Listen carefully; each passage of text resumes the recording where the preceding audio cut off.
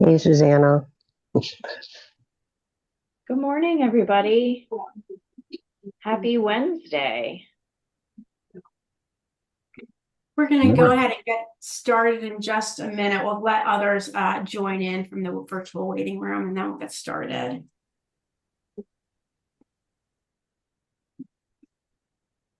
Appreciate so many of you joining us. I know we've had several of these calls this week, and several of you have been on other calls, so appreciate you all taking the time.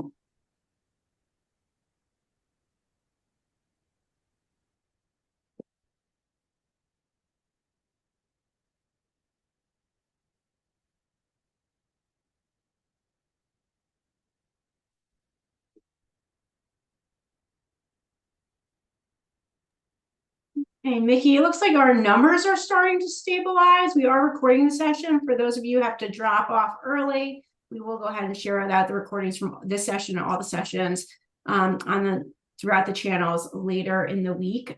So take a look for that. But Mickey, we'll go ahead and get started. All right, thanks, Caitlin. Well, good morning, everybody, and it's great to see you. Thank you first for taking the time to join us on this. Your input is critically important to our work process, and so great to see those of you who are signing on for this particular interaction, and thanks especially to some of you I see who have been on all of them for taking the time. Can't tell you how much I appreciate that as well.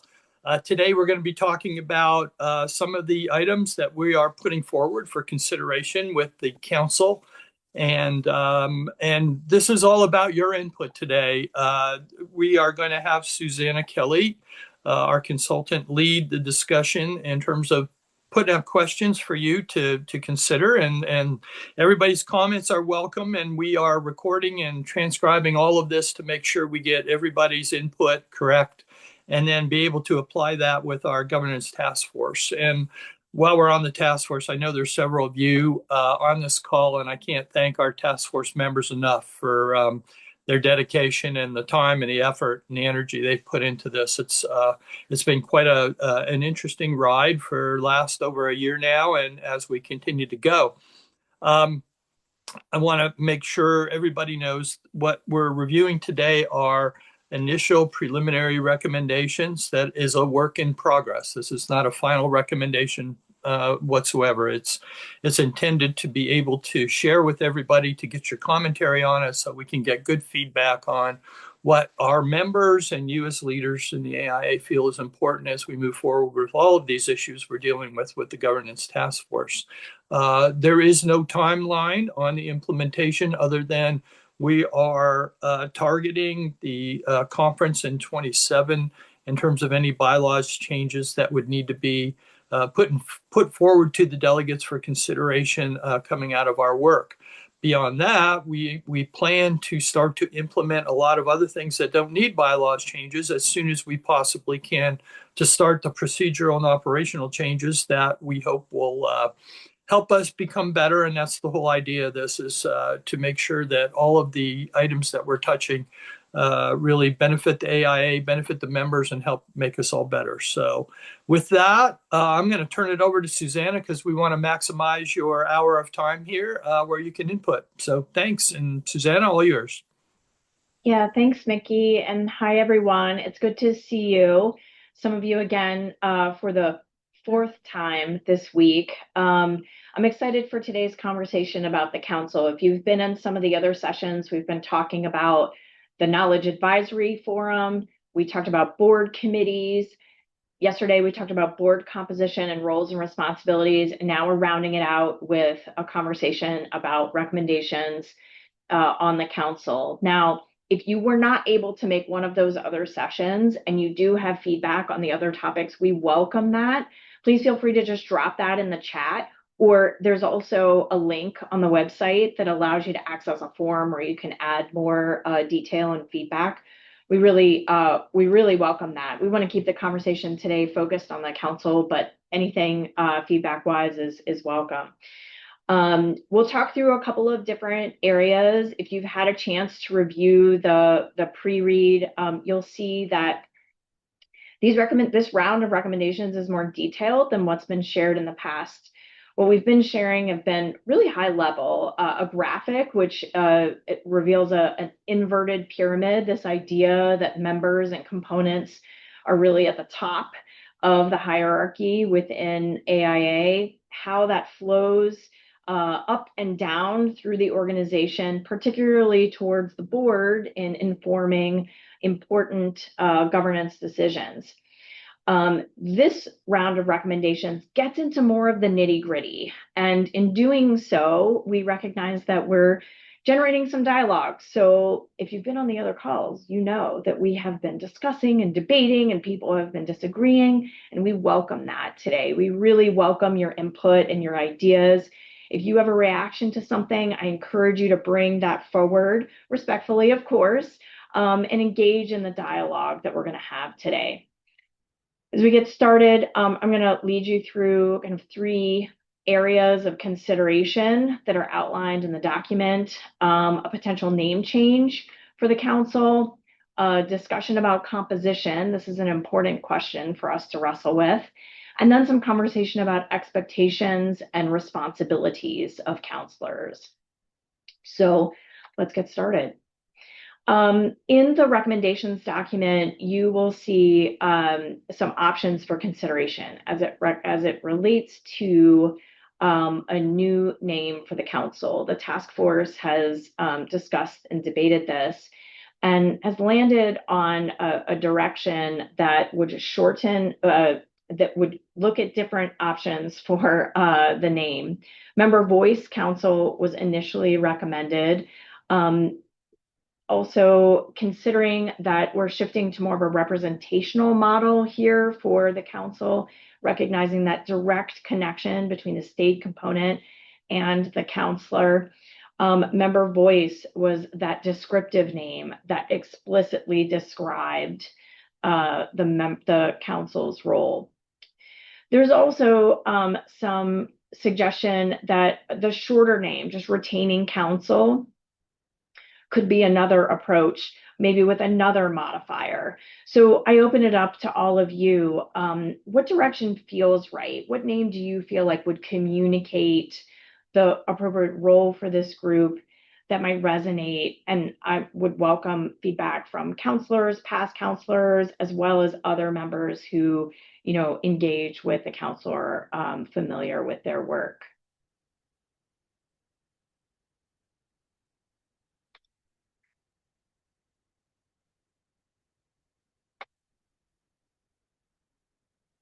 So Kathleen is suggesting in the chat that if we're going to change it, just go with council.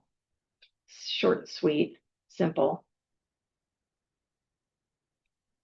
By the way, there was also conversation in the knowledge session, if you weren't able to participate in that, about whether or not the Knowledge Advisory Forum is the right term for that group. Forum, council. We kind of make up these fancy names, and sometimes we don't know what they mean, and that can be confusing. So there was also a whole conversation that happened about whether that group should also be called the council, knowledge council, maybe member council. I don't know. So different ideas floating out around there. Yes, Bill. What are your thoughts? I have a fundamental question about the role of the council, which has been a strategic or a strategic body, and how the strategy, the far-reaching blue sky strategy for where the institute and more importantly the profession should be going, should be thinking about that sort of thing. Yeah. If we relegate things to a representative body, which the council sort of is by nature, right? Are we losing the long range thinking associated with things at the high level of the organization? Yeah, that's a really good question. In our research, we found pretty consistently that representational, well, for 2 things. One, the connection with the components and that representational piece was working. We heard again and again and again, like state-based reps work, like that makes sense. And it aligns with other groups like associates, young architects, and small firms that have similar state-based representative models. What was confusing, however, was this kind of duality of, am I representing the feedback and information that I'm getting from my state, or do I have this longer range, blue sky thinking role? And I think a couple of things are happening. One is that it brings a real mix of people into the council. So components are nominating people who have different skill sets, right? And that communication feedback loop that has been the piece that's really been a pain point for AIA, and getting information back and forth isn't consistent. It's not consistent from counselor to counselor. So the recommendations here seek to strengthen that representational role, to really build in roles expectations around communicating, sharing information back and forth, so that information is getting to the board and then information is getting back down into member and component networks. That being said, how do we address the strategic priorities, right? Where does that go? So that is a really important question, and one that is addressed in a couple of ways, primarily through the formation of strategic planning committee, which is proposed as a new board committee. That would be a joint role between the council and the board, not only to conduct strategic planning, just as you all have done this past year and establish the Institute's strategic plan, but to look at operational implementation and areas of focus for strategy through the plan horizon. At McKinley, we do a ton of strategic plans, and I'll tell you, doing the plan is the easy part. It's operationalizing the plan and actually making change within your organization to move the needle and get you in the direction that you want to go. So that committee is going to be responsible for monitoring the plan, for looking at ways like what are the metrics that we're using to measure progress. And I would say we've talked a little bit about this isn't like fully fleshed out, but we've talked a little bit about how in a given year, the strategic planning committee might say, you know what, we are not moving the needle on equity. We're doing these things, but it's not changing. We need a deeper focus on this. And the president and the moderator might suggest a specialized task force to really dive in on that issue and come up with recommendations. I use that as just an example, but you get the idea, I think, around how strategic planning would be elevated and continuous throughout the planning cycle. Let me invite some of our task force members to jump in here too and add their commentary on the conversations we've had over the last year about the representational role of the council and how strategy making and strategy implementation continue within the Institute.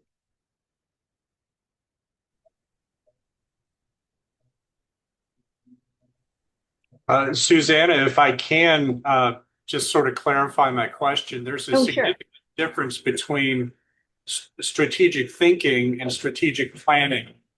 Sorry. Yeah. Thank you for that. Mickey, did you want to jump in? My guys are here. Sorry. Go ahead. Oh, sorry. There's a significant difference between strategic thinking and strategic planning. And I'm not talking about planning. That's an operationalized component and process. But I'm talking about we need to be thinking about the next stage of what equity is, or what the next thing is beyond that as an organization. So how does that happen in an organized way? Well, Bill, I'd ask you, do you think that that's the role of strategic council? The issue here is the strategic council, as communicated to us in our efforts to work, I think is the representational aspect of it is critically important, and the voice of the members is critically important to the operational plan strategic council. I think we all agree with that based on the way it's set in place. I think bringing more participation in to start the strategic planning process is critically important as well. So the council should be playing a critical role in that. And then beyond that, it's what does the council able to do in terms of your strategic thinking rather than strategic planning, and focus that strategic thinking to be supportive of where we're going with the strategic planning so that it all aligns and coalesces and with the direction of the board as well. So collaborating with the board in order to, make it work in terms of where we want the institute to go.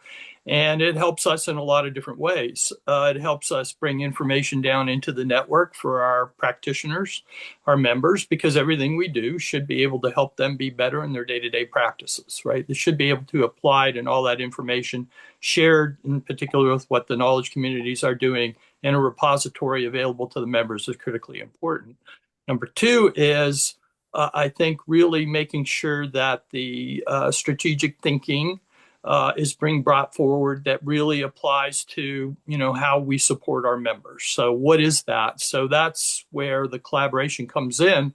And then I think the opportunity for the council to be able to do that and then bring something back at whatever time frame is decided is critically important, that can be reviewed, and the accountability of what the metrics that are set forward for the deliverables. I mean, I think that that's also very important, that we have that metrics to be able to target in order to come back, and that it becomes of value and then can be applied on how we would put it into the strategic operations. I mean, that's a big, blue sky kind of comment, but ultimately, we're hopeful that we can get to that kind of procedure in there to make it all coalesce together and work together. So, Mickey, if I understand you correctly, that is still a role of what was formerly the Strategic Council then? I think they have a role in terms of being able to do that, and that's, further discussions. I mean, we want to hear from you guys too on what you think that is, right? That's I want to make sure that the Strategic Council is doing work that's in alignment with what everybody else is doing, so there's no duplicative efforts, and then they are following, what we're trying to do in the strategic plan of what's important. Nathalia, I want to recognize you and invite you into the conversation. Hi, I was actually sorry. Hi, everybody, and I missed the last town hall, so this is the first one this week. That's I was okay. actually surprised with the change name, and I'm seeing a lot of comments in the chat because, like, when I jumped into the role, the person before me said that the strategic council is an advisory to the board and had no connection with the members. And this is my second year in the council, and last year all I did was like research, and then got sent information to the board, and there's really no communication between me and the members, etc. So it's kind of like, I think, and then someone even mentioned, like, what is our agency, like what are our channels of communication from the boards too. So if we don't fix the structure itself, the communication, like, it's kind of, I don't think it's the time to change the name without fully understanding how the communication go both ways. And we're in a small state, so a lot of times that we send information to national level, it kind of falls in the void, and we don't often get the response. So without having clear communication and agency, which was someone mentioned here, I think it might be too early. And maybe a good start would be by, like, we only have 50 plus counselors. It's not a lot. We could just start by checking how we all deal with communication in all of our states to see what's working, what's not working, and fix that structure first. Anyway. No, Thank you, that's a really Liz. great suggestion. I'm glad you brought it up because I think you're highlighting an important point, which is that these processes of communication are fundamental, and arguably, call it what you want, right? Without fixing that, we aren't actually solving the problem. So I really appreciate your input on that. Yes, Molly, what are your thoughts? I have a question about the composition Yeah. and at-large counselors. Yep. There's a few options here. Two of them being not having at-large counselors, and then one of them just having 3 total. Mhm. And I think maybe someone else can chime in on Didn't we elect 2 last year? Like, how many at-large counselors do we have currently on the council? Um, and so would this 3 total at-large seats be at any given time, or 3 elected per year that would serve 3-year terms? It's confusing to me what this recommendation is about. And I think the at-large counselors play a really important role on our council. Yeah, so clarification point, how many did you guys elect this year? That was your initial question, right? Yeah, I think it was 2. 2, and do they have, is it just, I don't actually know the answer to this question. Do you want me Is to it just chime the in? 1 year? Jessica, yes. There's Jessica, she's gonna help me. Or Musa knows this better than anyone. So my understanding is that at any one time, there are roughly 10 at-large representatives total on the council. That number fluctuates from year to year based on several different factors. My year, I am an at-large representative. My year, there were 5 folks elected. The following year, there were only 3 folks elected. Last year, there were 2 folks, and that has to do with the overall number of counselors being 72, and our new moderator-elect sometimes taking up one of those spots, that we're not changing the number of counselors. So the flexibility point there is the number of at-large, but generally 10 overall total is the moral of the story. Hopefully that helps. Yeah. And Yeah, it's so just this here. recommendation is a big reduction of that, just for clarity. for Yes. everyone. Yes, and the reason why it's being floated out here as an option is because in a representative focused state-based model, the question has been called of whether or not at-large members would play, what role would they play, right? If you're not connected, but maybe constituency groups could be debated, right? Like NAC, YF, small firms. Those are groups that, again, have similar state-based networks. Would at-large representatives from those groups be helpful? Open to feedback. But the reason why this was kind of lifted up was because if we're focused on that communication loop between components and national, then the role of the at-large counselor was not clear. So interested in more feedback on that. Jeff? So I will just add this, and for the new counselors that are in the room. So I was best practice chair in the council last year before I was elected to move to the board. So one of those discussions that we had when we talked about this last year about this at-large representative was to possibly mirror more of the language in that they have on the board for these at-large positions, to be able to have the moderator or best practices committee working with the moderator to identify gaps within representation on the council, and to be able to have a 1-year appointment to help fill those gaps where it might be knowledge, but it also might be representation. The council may be working on something very, very specific and need a very specific subsect of knowledge group or an expert to come in. And that was one of our recommendations. I don't think we moved to formalize that, but that was one of the ideas that we had put forth this last year. Thanks just to add one more fold into the mix of a possible option D, if we're looking at the document. Yeah, okay, great. Happy to add a D. Ignacio, what are your thoughts?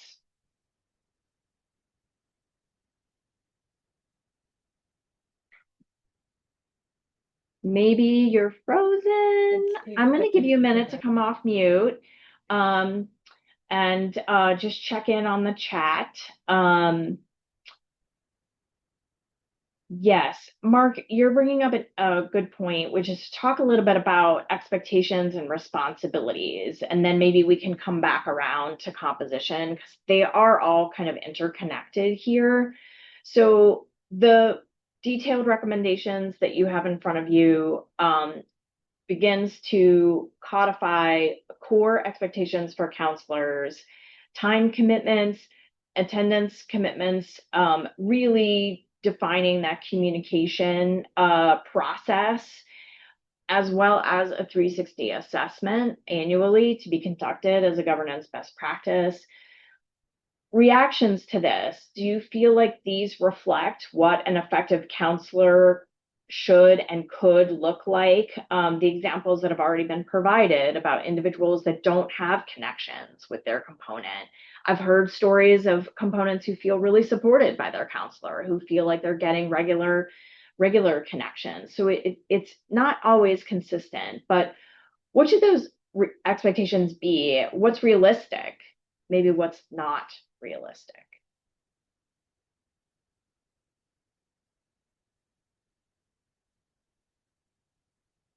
Okay, Ignacio, maybe you're back. All right, There apologize. you are. No I worries. lost my It's signal okay. completely and had to It reboot happens. from the It happens. communication. We thought you were just really intent. No, I disappeared. Okay. It all crashed. So one of the things that I think is interesting is when you talk about the communication side, is that you're given all kinds of tools and templates to use to communicate back to our state boards. So we are given a lot of resources. One of the challenges we have as counselors is that we are right now currently charged with big ideas, visionary conversations, research. So there isn't always a lot to report back every time. There isn't always like a constant flow of content, like every month. Oh, this is all it's new. Some things there isn't a lot new that we're doing because we're still in the process of developing content. So communication is kind of it's a limited kind of thing back and forth on that conversation. So there are opportunities for the state to give us some information that we could then pass forward. If that's we don't get, honestly, we don't get a lot of communication in that direction. We get very little, at least from my perspective, we get very little. Just putting that out there is that communication is a two-way, isn't as strong right now because there isn't always a constant flow of new data coming all the time. And that is probably one of the contradictions in the conversation about how communication should be happening from a council perspective. The board is doing things, but and doing things every single week, constant change or information that has to be filtered out. So I think Jessica and team have done a great job of other templates of content that we can then alter and edit to give back to our. So we have tools. It just isn't a constant big bucket of constant information that we're always given there. So I personally, I know when I read the pre-read, what I saw is that the whole idea of communication is tied into what the purpose of the council is going to become. It will no longer be a think tank visionary structure. It will be a communication tool and representation tool for the 50 states to have representation and conversations, which is kind of like bordering on governance kind of mindset. So that's fine if that's what the majority of people want to do. I suspect then the knowledge communities become the purpose for research and big think. I don't see any of that in the pre-read for what the council used to be. So when I'm hearing that this is all about representation and governance, and which is a choice, that's great. It's not what I would support. I would be totally against that, but that's fine. I'll support the AIA in every direction it goes. I'm always a huge advocate. I just want to make sure that when you look at this becoming a kind of conversation of what our purpose is, that'll define all these aspects, whether it's the role, whether it's the attendance, whether it's communication protocols. Once we can get our head around what we're really trying to do, I think everything else falls into place much easier. That's just my opinion. Thanks for that. Thanks for that perspective. Hi, Molly.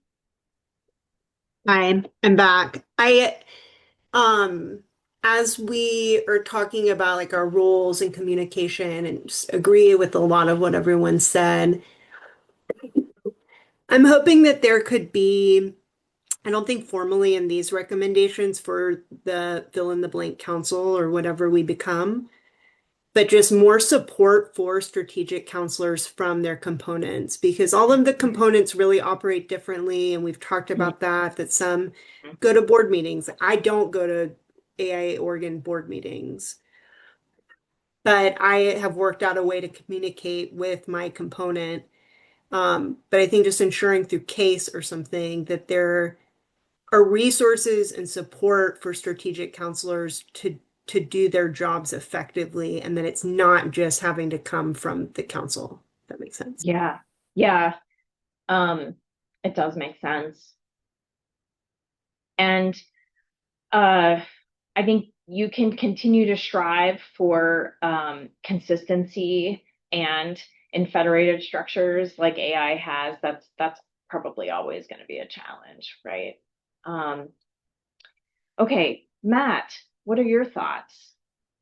Hi, everybody. I guess I'd love to hear some other counselors chime in on the idea that my main concern, and many may disagree or agree with me, is this is starting to feel to me like change for change's sake. This is my third year on the council. I think everybody that served on the council, current, past, and present, future, will understand this is a complex and hybrid role. It always has been.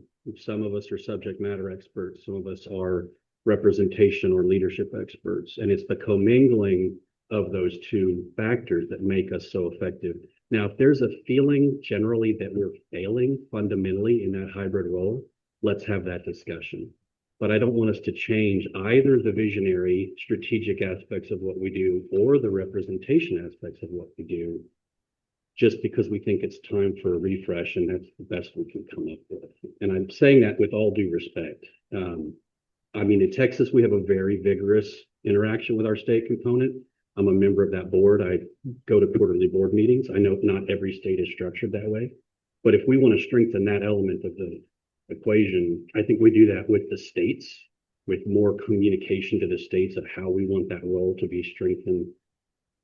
But that's not a universal change at the council level. That's more of a component change or an expectation change in terms of the definition of the role. And now shut up. No, thank you. I'm glad you're calling in your other counselors. That's really good. Keep the discussion going. Galen? Hi, thank you. You know, on the communication side, I don't have a lot of issues communicating to either the state component or the local components here in Missouri. What I run into is if they communicate something to me, I don't know where to go with it to get any sort of action or resolution or some sort of communication back. And so that is probably a bigger problem that we need to focus on. The other thing that I worry about, if this council becomes purely representational, why would, I mean, think about why you wanted to be a counselor in the first place. Mm-hmm. I wanted to be a counselor because I like the blue sky thinking, the big picture, being strategic and help kind of steer the institute. But if all we're going to be is a conduit between the board and members, there are lots of ways that can happen, and we're going to be losing a lot of the experience and wisdom that everybody brings to this council that I so much appreciate, and I'm sure a lot of us feel the same way. Thank you. Appreciate that. Hi, Nathan. Hi. Hey. I guess I would just like to echo what a lot of other people have been saying. If this just becomes a representative voice, but it's also advisory, so it feels like it further disconnects the members from the board. I mean, if the members are voting for the board, why would they communicate to somebody who is then just going to advise the board? It's kind of a disconnect in the telephone game. Yeah. I think this is the challenge, right? Is how do we reconcile the lumpiness of state to state differences? I'm looking in the chat. Some people are calling for yes, I want to have more engagement with my component. I want to have more issues coming up and sharing back and forth. Other people are saying, yeah, I do that. I don't know why that's a problem. Yeah, that's fine. We have tools for that, right? We hear some components who say I feel disconnected, members who say I feel disconnected from decisions that are made at the national level, and other folks who are yeah, just share that with the moderator. It's good. We got a channel. So I think that's part of the challenge here, right? Is that across the board, there are these different experiences. And maybe there isn't a one-size-fits-all solution. I guess then my question is how does this proposed change address what you just identified as a problem? Yes. So seen in context with the other changes, by reinforcing the representative role of the council and reinforcing the communication loop between components and members and the board. The creation of the Knowledge Advisory Forum is the other piece that we're not talking about expressly today, but is important in all of this context. The KAF does a couple of things, creates new pathways for leadership that is not geographic based. And historically, within AIA, people are coming up to leadership through component channels and now council seats. So creating new pathways for folks who are leading in the knowledge sector is one part of that.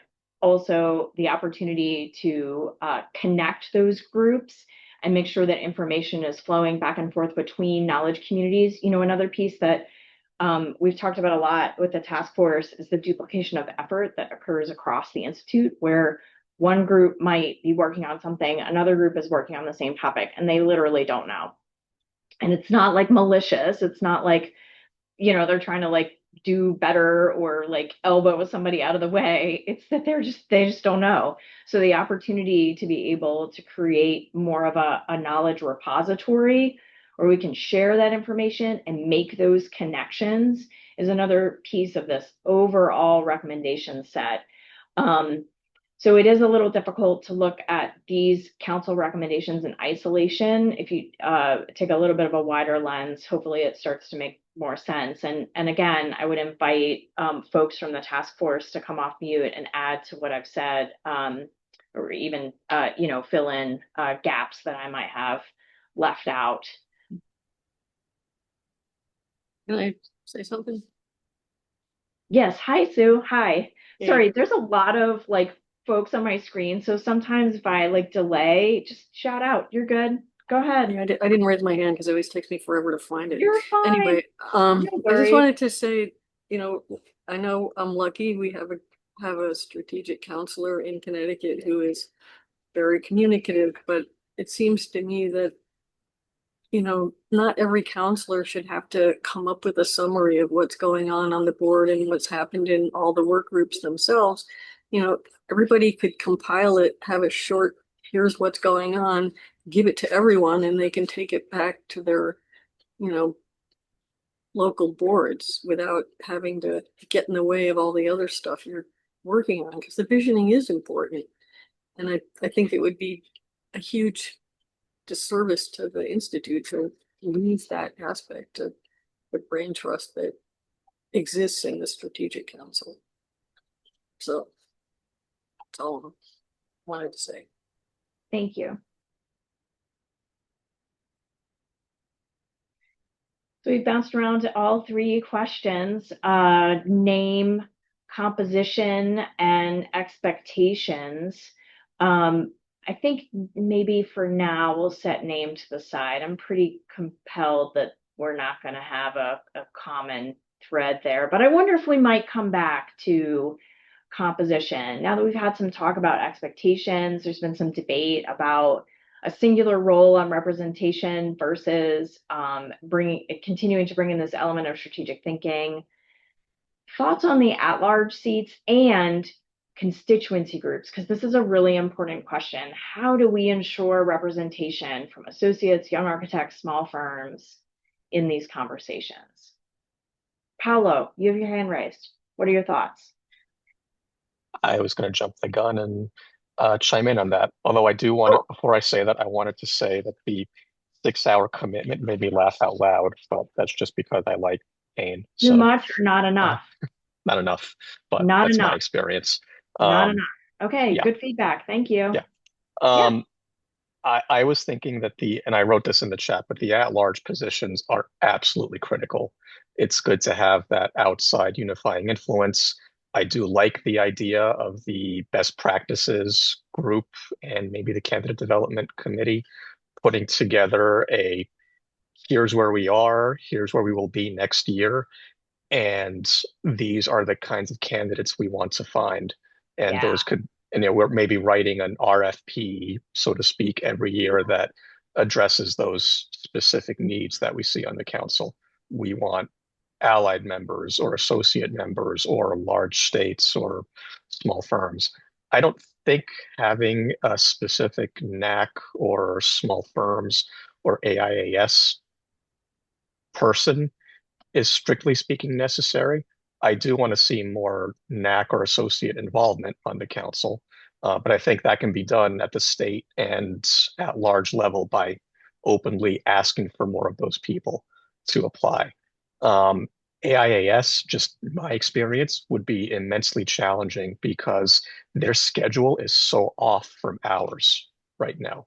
You know, they're working on their school stuff right when we're kicking into high gear for our report outs, or they're completely out of touch because they're at summer internships. And so I think that would be just a boots on the ground challenge. And then the last thing I wanted to mention, maybe independent of this, but working with the Knowledge Advisory Forum or whatever that group merges to, I don't think that the proposed interaction between the moderator and the chair is enough. I think that there needs to be a lot more cross-pollination between the council and the knowledge communities. Can, on a yearly basis, specific work groups, as their work, is defined at Governance Week, identify a liaison or someone to embed with a specific KC. Now, that's not going to cover all the KCs because there's too many of them for the council, but Yeah, the ones that align.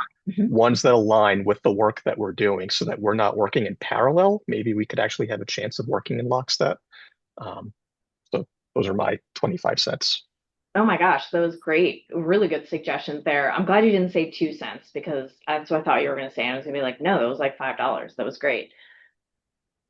I just want to echo, I 100% agree with what Paolo just said about liaisons. And I think that if we're concerned about the newly robust knowledge community contingency and ours having better interaction, I think the liaison path, which we've always had on our study groups, we've always had liaisons on the respective study groups, strengthening that with the knowledge communities that are actually researching and investigating the topics that our study groups are studying would be a clearer, more Occam's razor way of solving that. Excellent. I see Molly put that thought in the chat as well. So there's a lot of, folks are chiming in all over the place. So that's really great. So much going on in the chat. It's a little hard for me to keep up, but Brett, I'm going to call on you. Hi. Good morning, everybody, or afternoon, actually. I don't think anyone's behind us at this point, or no, it is morning for the West Coast people. Yeah. Sorry, look at me. I'm like time traveling. Anyway, I just wanted to, I hear a couple of things in these conversations that immediately I'm kind of like, hold on. The National Associates Committee, we have done a lot of work over the last, I would say, 5 years. I've been on the NAC for 4, to essentially carve out a space and advocate and advance the platform and the mission pertaining to the associate members. In doing this, we have been able to create seats on the Strategic Council. We have delegates to Strategic Council work groups. We have our position on the board of directors. We are involved with the Government Advocacy Committee. We're involved with the PAC. We've kind of approached a lot of this sort of like space making conversation where, everyone is always saying like pull up a chair to the table or there aren't enough seats at the table. And we've kind of come in and said, let's just redesign the table to be a little bit more inclusive and to create this space. So I know that on this call, we have a lot of people that are from the National Associates Committee, but and have been the previous chairs. So I would just kind of say, like, firsthand that we would not recommend removing a young architects or an AIA associate or student representative from these boards or these leadership roles. And I understand there's concerns about people's schedules and things like that, but to the AIS perspective, they're busy, they're involved, but that opportunity for a student to be able to step up and lead, their peers is really, really valuable. And you're actually making the investment in their long-term career and their ability to kind of like want to continue to volunteer through their life. So I wouldn't just kind of remove that because they seem too busy. I would also add that associate members are also coming in from different backgrounds. We talked a little bit yesterday about the sort of like 15-year requirement to be an associate member on the board. Again, I would challenge that, because if that was the case, you would essentially remove any NAC member from being able to hold that position. In general, we don't have 15 years. We represent a very early profession. I would say the same thing about the Young Architects Forum. So as we're having these conversations, I think it's really important to remember, and not to lean into the statistics of whatever, but we do make up a really large percent of the membership group. We also represent the future of the profession. And I would really just kind of encourage everybody to not be so quick to remove these positions that we've spent years trying to, build the relationship and carve out that space, designing the new table. Because I think that we as a membership group have really benefited from being included in these rooms, and we really appreciate all the support that all the AIA members and leaders have given us. We felt very heard. We feel like very excited, very energetic to continue building on these relationships. So when we see that there are considerations to remove or reduce these outlets, of course, we would not support that as a committee. Awesome. Thank you for all of that perspective. Really helpful. Daryl, hi. Hi. Hello, everyone. Great conversation so far. Just also wanted to piggyback off of Brett's comments as the former chair of the National Associates Committee, just expressing, I think, how important, like Brett was saying, that platform has been for groups like the National Associates Committee. I do think it's something to be studied about how we can get representation in the way, through components or states, similar. But I think it will be an uphill battle for to say we'll have proper representation with associate members and how they should be represented. I do think going through the National Associates Committee could be important because they are structured similar to the council already, so they are technically representatives from every state on the National Associates Committee. So pulling those liaisons from the Associates Committee, I think, could just be a much better way to get the representation I think the associates are looking for. Thank you. Winston, I thought I saw you raise your hand, then it came back down again, but I wasn't sure. Did you want to chime in? Okay, if you don't. Well, there's so much to chime in. I don't even know where to start, but I'll I just say know, this. sorry. I'll just say this is such a beefy conversation for a a Wednesday morning or afternoon, wherever you are. I'll say that, big picture, my sense have always been that, we have to, there's two sides to this coin, and the California Challenge coin, I'm sure Scott would chime in, but there's the case side of this, and then there's the volunteer side of this organization. And it's really, I see how we play both sides of the coin to lean on one another for what the needs are or the asks. I'm not really concerned about how we are looking to reach our network or at the local level, because we on the volunteer side, we do come from that perspective.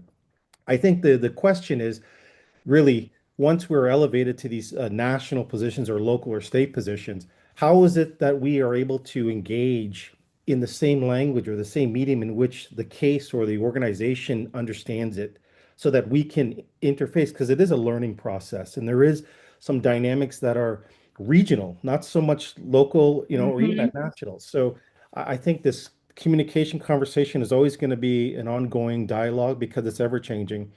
More so to say that, we were also earlier talking about name changing and all this. I mean, this is really a mixed bag of ideas and tricks. Sometimes it's good just to keep it consistent, so the messaging and the visibility of what a strategic counselor does or is acknowledged. Because if we start playing around with, interpretations or definitions at every level, we start to lose the message of what our roles, and hence the conversation and the comments in the chat are actually alluding to that. We're questioning ourselves now, what am I really doing here? So I'll take that off. I'm sure there's a lot of things to talk about, but I just thought that maybe we should, you know, if it's not broken, let's not remodel the East Wing, right? So let's just move forwards and figure out how we want to fix what is important. Appreciate that. Thanks.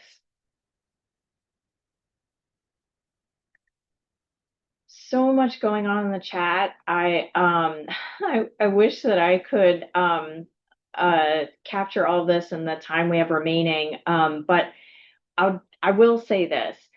The recordings, the transcripts, the chats are all going to go back to the task force. And we will be deeply looking at this feedback and continuing to evolve the work. There's some really great comments in here, long comments that are starting to synthesize some of the questions that are surfacing, some of the common themes that are bubbling up. Of course, there's not full agreement here. Different people are debating. That's okay. But really helpful. I just want to reassure everybody that whether you've come off mute and said something real time or you're asynchronously putting ideas in the chat, we're capturing it all. Yes, Scott. Reminded what we often bring up at AI California and the fact that we tend to be a mile wide and a half an inch thick on a lot of issues. And I wonder maybe whatever the council becomes really gets much more focused on maybe much more singular issues. I go to the issue of value, the value of the member, the value of what the Institute brings to the member, vice versa. That's big picture stuff. And we have the knowledge communities, I think, that do an excellent job of doing the sort of deeper dives into the specific areas, whether it's the typography of structures or sustainability, whatever it is. But I think that sometimes we get so broad in our thought process here at the council that although we put out some good ideas, it's hard to put all of those into an implementation mode or even consider it. And maybe we have to go back and say, can we narrow the focus? What is it that we're really trying to accomplish? And let the 72 brains work on that together. Yeah, chop it up into little pieces. But I think then it gives you something way more powerful to consider in terms of a potential implementation. And I would agree that you absolutely want to have the state structures, you want to have the associate structures, you want to have as many varied bodies and perspectives, specifically when you're dealing with one big issue. Yeah, thanks for that perspective. I see what you're saying about the level of detail that some of the work can get to, being more aspirational versus more practical. And some of that exploration is needed, right, to get to where you want to go. So that's an interesting challenge for sure. Great. Other thoughts or questions?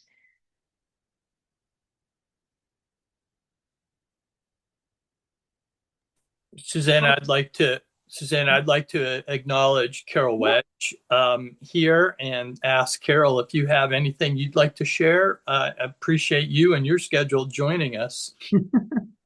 I'm currently at the Royal Architectural Institute of Canada conference in Vancouver with Giselle Santos and Derek Washam. So interestingly, regardless of geography, we all have a lot in common across our architectural community globally, which has been pretty interesting. I just support the conversation. I mean, I think there's many different intentions, and that this whole task force came from some suggestions on the floor of the 2024 conference. So I think over the course of the year, it's brought other really important questions to the surface. So I encourage us to continue the dialogue. I also reflect on some things that I've appreciated, particularly from Caitlin and Jessica and Susanna's work on some of our issues are process, like actually how we communicate, or actually how we connect the dots, or actually how we connect a component is working on a topic that the Strategic Council is working on, that a knowledge community is working on, that other associations are working on, and we're not aligned and collaborating across those. So some days I feel like there's so many architects giving so much of themselves, but they're doing it in parallel and not able to leverage each other. So that's the thing I think I'm most hopeful for is that we're more aware of all of the pieces in this large organization, and really think about respecting the efficiency of people's time. When I sat on the board in 2024, I felt like we struggled to find enough time to go deep enough with the Strategic Council to figure out how to move it forward. And so I feel like that's something that I'm learning a lot from different members of AIA and different members of Strategic Council. Like, how do we connect the dots and really have an impact and really move these important topics forward? So I think there's a lot of moving parts, and the conversation is really important. And sometimes governance conversations take time, and not doing it too quickly, but sort of reflecting on it. So I've really been appreciative of all of these sessions that I've been able to attend.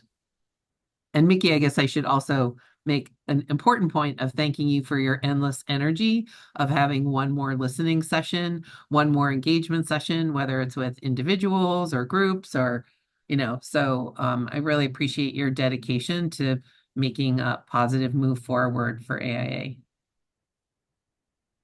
Thank you, Carol. A little jealous that you're spending time with our friends with the RAIC. They're just wonderful. So thanks for doing that and being with us today. I know that Kurt Wilson has been trying to chime in here, but might be having technical difficulties. Kurt, if you unmute, can we hear you?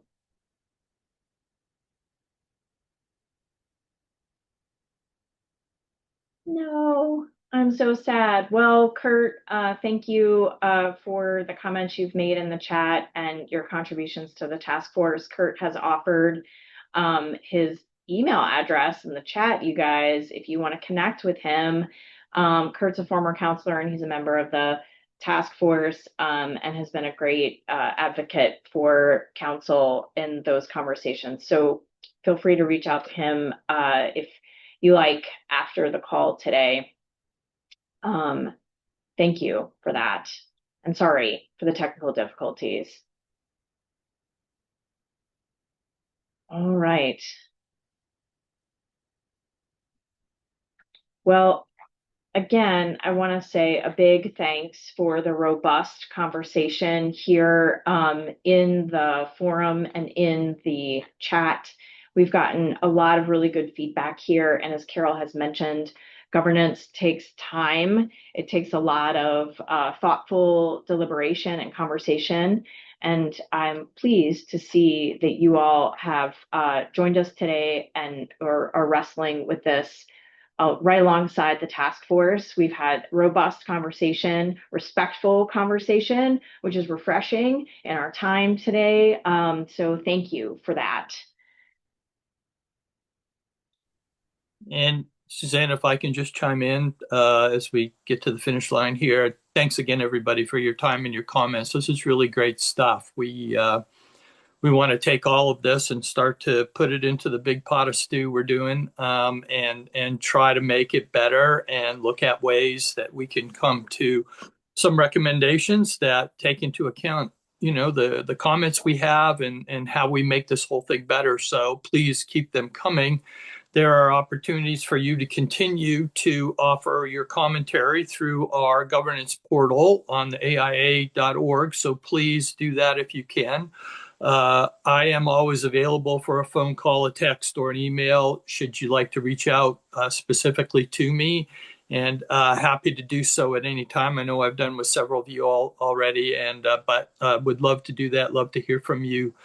Your voice matters, and we really want to make sure that everybody's got a chance to offer their comments and ideas and thoughts on this. So thanks again, everyone. Thank you. Have a good afternoon.